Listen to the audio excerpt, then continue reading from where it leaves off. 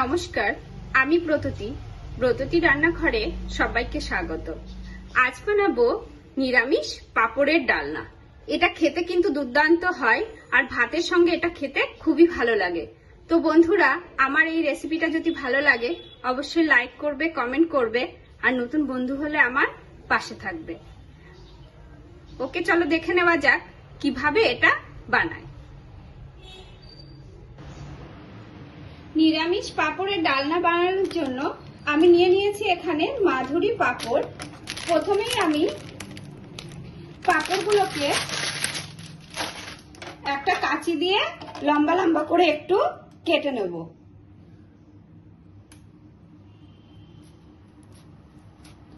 তবে এটা দেখতে ভালো লাগার জন্য আমি করছি শুধুমাত্র, এমনি পুরো পাঁপড় ভেজে গুঁড়ো করেও দেওয়া যেতে পারে।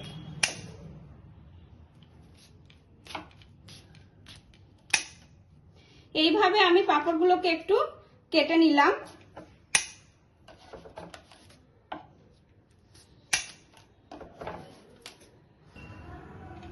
এবার কড়াইতে কিছুটা তেল গরম করে আমি পাঁপড়গুলো সব ভেজে তুলে নেব।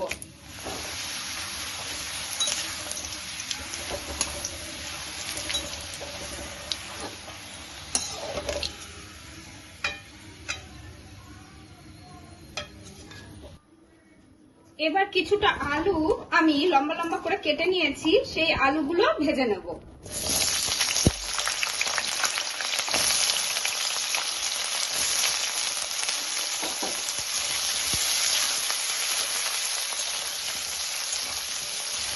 আলুগুলো ভাজা হয়ে গেছে, এবার আমি এটা তুলে নেব।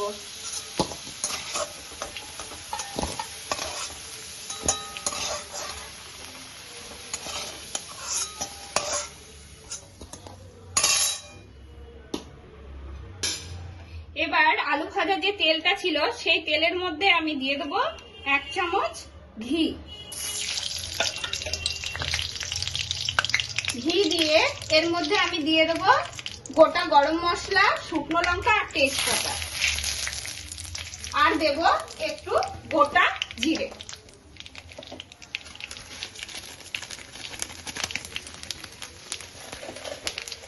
গ্যাস ফোড়ন থেকে একটু গন্ধ বার হলেই আমি দিয়ে দেবো যে পেস্ট বানিয়ে রেখেছিলাম সেই পেস্টটা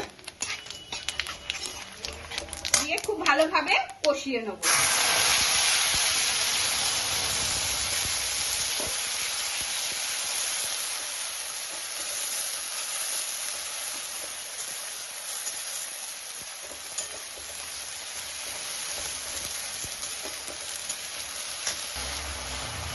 টমেটো আর আদাটা কাঁচা গন্ধ যাওয়া পর্যন্ত এটা একটু নেড়ে কষিয়ে নিতে হবে।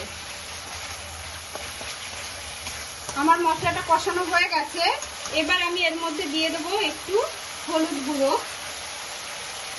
আর দেবো একটু কাশ্মীরি লঙ্কার গুঁড়ো, আর দেবো একটু চিনি,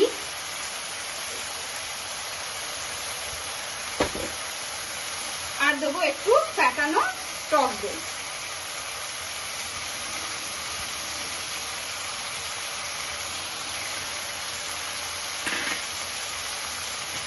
আর দেবো একটু স্বাদ মতো লবণ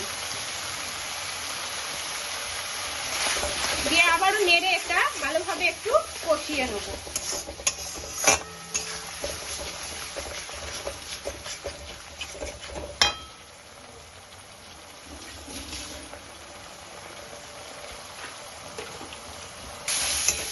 আমার মশলাটা কষানো হয়ে গেছে, এবার আমি দিয়ে দেবো এর মধ্যে ভেজে রাখা আলুগুলো।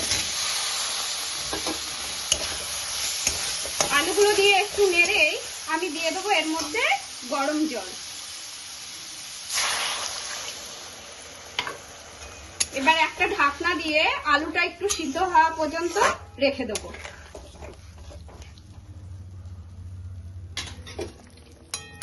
আলুগুলো সিদ্ধ হয়ে গেছে, আর মাঝে একবার এসে আমি এর মধ্যে 2টো কাঁচা লঙ্কা আর একটু জল অ্যাড করেছি।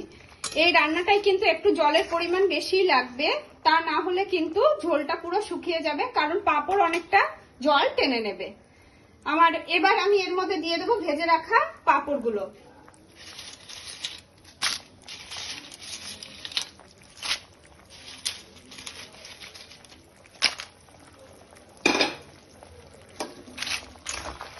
পাঁপড়গুলো দিয়ে একটু মিশিয়ে নিয়ে আমি দিয়ে দেবো এর মধ্যে একটু গরম মশলা,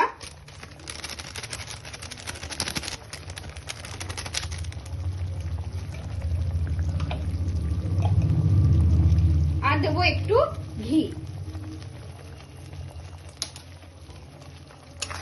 দিয়ে নেড়ে এবার গ্যাসটা আমি বন্ধ করে ঢাকা দিয়ে বেশ কিছুক্ষণ রেখে দেবো। আমার পাঁপড়ের ডালনা রেডি।